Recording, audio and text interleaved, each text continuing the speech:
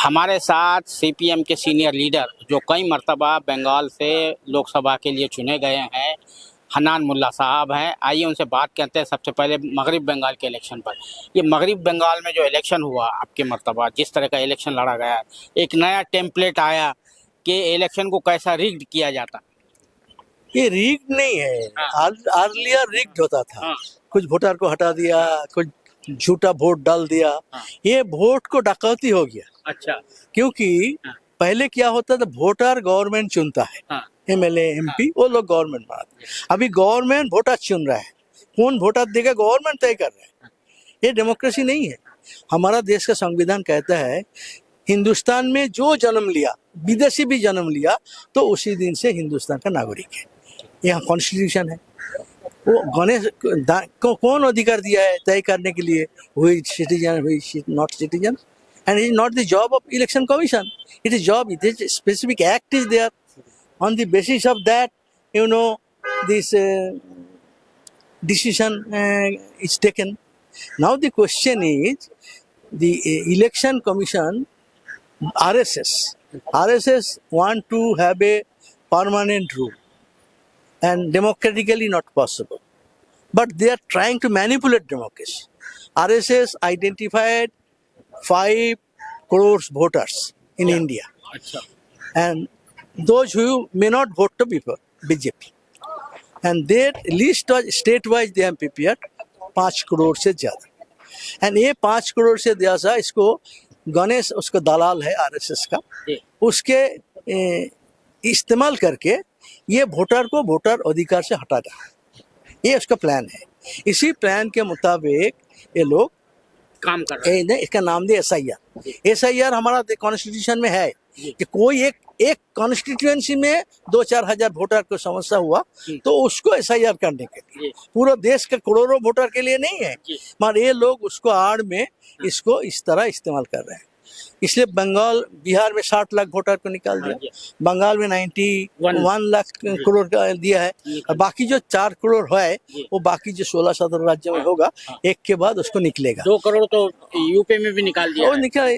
मोट तो बोला 5 करोड़ से ज्यादा वो लोग आइडेंटिफाई किया है। अच्छा। ये RSS का कॉन्स्पिरेसी है, how to take the voting rights of the people. और ये लोग वोट नहीं देंगे तो आसानी से जीत जाएगा। समझो बंगाल में 90 लाख, इस क्षेत्र में 30,000, 30,000 voter, majority left voter, opposition voter. If they would vote 10,000, 5,000, 8,000, 20,000 तक जो जीता, वो सब जुआ टाइप का इलेक्शन होता है, एक वोट से भी जीत जाता है। तो इसलिए इस परिस्थिति में ऐसा हुआ, इलेक्शन पूरा डकैती हुआ है। और मोदी यही प्लान में किया है। अमित शाह 1 महीना बैठा थे, होम मिनिस्टर का कोई काम नहीं है, एक राज्य में 1 महीना बैठे रहेंगे। लेकिन IAS IPS उसका कंट्रोल में है, वहाँ बैठ के नियंत्रण किया, उसके बाद में काम कर। तो इसी तरह करके वोट को डकैती करके वोट लूटा और इसके वजह से जीता। 150 सीट तो इस तरह लूटा। 150 सीट? Yes, 150 seat. अच्छा। जो वोटर रहता, जेन्युइन वोटर रहता, तो ये लोग जीत नहीं पाते। अच्छा, तो ये बताइए फिर इसके खिलाफ जो है लोग सड़कों पर क्यों नहीं आ पा रहे हैं? ये इतना बड़ा जो है अन्याय हो रहा है, डाका डाला जा रहा, कह रहे हैं आप। ये आएगा। हाँ, 2 लाख मिलिट्री है, कश्मीर से भी डबल। जैसा वार डिक्लेयर हो गया, बंगाल में 2 लाख मिलिट्री है, और वो मिलिट्री सब गांव का मोहल्ला में मिलिट्री घूम रहा है। अच्छा। उसका आइडिया है जो कुछ जगह में कुछ करेगा तो मिलिट्री इंटरवेंट करेगा, मारेगा। और उसके जो क्रिमिनल है, पहले से प्रिकॉशनरी मेजर के तौर पर मिलिट्री लाके बोला और 6 महीना रहेगा। वोट हो गया क्यों रहेगा। और बीजेपी का जो गुंडे हैं, वोट रिजल्ट निकालने का साथ साथ हर घर में हमला कर रहा है, ऑफिस कब्जा कर रहा है, विरोधी को मार रहा है, डरा रहा है। ये उसका जो तरीका है फैसिस्ट का, वो फैसिस्ट का तरीका से काम कर रहा है। मगर जनता इसको नहीं, ज्यादा दिन नहीं चल सकता, 2-4 दिन जरूर चलेगा। मगर जनता पर जो जुल्म होगा, आज मोदी जो अच्छा दिन लाया है, 5 मुद्दे पर अच्छा दिन आ गया। 47 में आना था मगर 26 में आ गया। अच्छा। क्या हो गया? आप तेल खरीद नहीं सकता, तेल खरीद के गाड़ी अपना गाड़ी में चल नहीं सकता, पैदल चलो, ये दिया। 12 साल गवर्नमेंट के बाद जी। गाड़ी से बोला था हवाई चप्पल वाला को भी हम प्लेन में भेजेंगे, जी। अभी बूट वाला को बोलते पैदल चलो। दूसरे है चीज के दाम 9% जो प्राइस राइज हुआ, जी। ये पिछले सालों से जी। इतना ज्यादा प्राइस राइज नहीं, ठीक। इतना इन्फ्लेशन हिंदुस्तान का आज कर्जा विदेश के पास 38 लाख करोड़ करोड़ नहीं है, बिलियन, बिलियन, अच्छा करोड़ नहीं है, 38 लाख बिलियन। बिलियन हमारे इंडिया का कर्जा। क्या कर रहे हैं पैसा लेके, हर बाप ने पीछे हट रहे हैं। आज पैसा का दाम $1 खरीदने में आपको 96 रुपया देना पड़ता है, जो 50 रुपया था। हर तरह से देश को बर्बाद कर रहा है, हर तरह से। और गद्दार है, वो गद्दार है, सबको बोल रहा है तेल खर्चा नहीं करना, बोलते बोलते ही जाके प्लेन में बैठ गया और 5 राज्यों में चला गया। वो पानी में चलता है उसका प्लेन, जनता का तेल में चलेगा, उसका पानी में चलता है क्या? तो इस तरह हर तरह से जनता के साथ गद्दारी कर रहा है, गरीब के साथ गद्दारी कर रहा है, जनवाद को खत्म करने का साजिश कर रहा है। इस तरह मोदी का राज चल रहा है। यही अच्छा दिन आ गया, जनता को थोड़ा एंजॉय करने दो अच्छा दिन, तो उसके बाद जानदार रिएक्ट करेगा जनता। आखिरी सवाल मेरा ये है हनान मुल्ला साहब, ये बीजेपी की जो पॉलिटिक्स है वो मुसलमान और पाकिस्तान दोनों की तरफ घूमती है। अब आरएसएस की तरफ से जो है उनका जो सेकंड जो है इन कमान है खोज बोले साहब कह रहे हैं कि पाकिस्तान से बात करना चाहिए, ये करना चाहिए। अगर हन्नान मुल्ला कहते हैं या कोई और कहता है तो वो एंटी नेशनल कहलाता है। तो ये जो है हाँ, वो तो असल में सुनो, आरएसएस है सुविधा परस्त जी, जैसा सुविधा होगा वैसा बात करो। अच्छा। उसका कोई ना जन्म का ठीक है ना संगठन का ठीक है।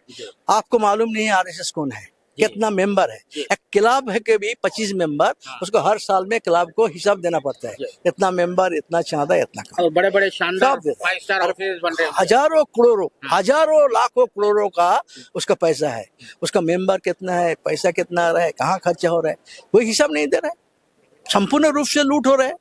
तो अपना जो चरित्र है लूटने का, वही चरित्र सब जगह फैला रहा है, इसलिए यही कर रहा है। उसका करेगा वही, वो सच्चाई के वो दुश्मन है और जानता है फैसीबाद को मतलब है एक टारगेट करो कम्युनिटी को, करके उसके खिलाफ लोग को बिगड़ाओ, फिर आपस में लड़के वो लड़ते रहेगा, हम अपना काम करते रहेंगे। हिटलर ने 60 लाख यहूदी को मार डाला था, तो यहूदी जर्मन को लड़ाई लड़वाया। यहाँ से जब मुंजे सीख के आया हिटलर से, यहाँ आरएसएस बनाया, तब ये लोग भी टारगेट किसको करेंगे? तो ये लोग टारगेट किया मुसलमानों को। तो मुसलमान का टारगेट करो, हिंदू मुसलमान लड़ते रहेंगे, हम अपना लूट मार जारी रखेंगे। इसी वजह से लोग नहीं आ रहे क्या सड़कों पर? लोग इसी वजह से नहीं आ रहे, नहीं आज हिंदू मुसलमान करने के नतीजे में डर भी है। तो मगर टाइम ऐसा नहीं चलता। जब इलेक्शन में डेमोक्रेटिकली आप हटा नहीं पाएंगे, जनता एक दिन रास्ता में उतर जाएगा। जैसा मार मार के बांग्लादेश में उतार दिया, जैसा श्रीलंका में उतार दिया, नेपाल में उतार दिया, जब सीमा जनता को सहन का सीमा खत्म हो जाएगा तो जनता रास्ता में उतरेगा और कुत्ते का तरह जूता मार के हटाएगा। बहुत शुक्रिया सारा से बात। ये थे जनाब हन्नान मुल्ला साहब, जिनका ये कहना है कि मगरबी बंगाल में इलेक्शन नहीं हुआ बल्कि आरएसएस और बीजेपी ने डाका डाला है और वहां पर वजीर दाखिला अमित शाह साहब 1 महीने तक बैठे हुए थे। अलावा उनका ये भी कहना है कि इस वक्त अभी भी जो है वहां पर जो रिसेंटमेंट को दबाने के लिए जो पैरामिलिट्री फोर्स लगाई, 2 लाख से ज्यादा जो है तो पैरामिलिट्री वहां पर रखी गई है और ये कहा जा रहा है कि वो 6 माह तक वहां पर रहेगी। यानी इसके माने यही है कि वहां पर कुछ ना कुछ अवामी बेचैनी है और उसी को दबाने के लिए वहां पर मिलिट्री रखी गई है। और जिस तरह से जो इलेक्शन हुए हैं मगरब बंगाल के इलेक्शन ने जो है ये बता दिया, दुनिया में भी अब इस पर थू-थू हो रही है। कहा जा रहा है कि ये इलेक्शन नहीं बल्कि सिलेक्शन था। कैमरामैन जीशान राही के साथ मैं अब्दुल बारी मसूद, नई दिल्ली।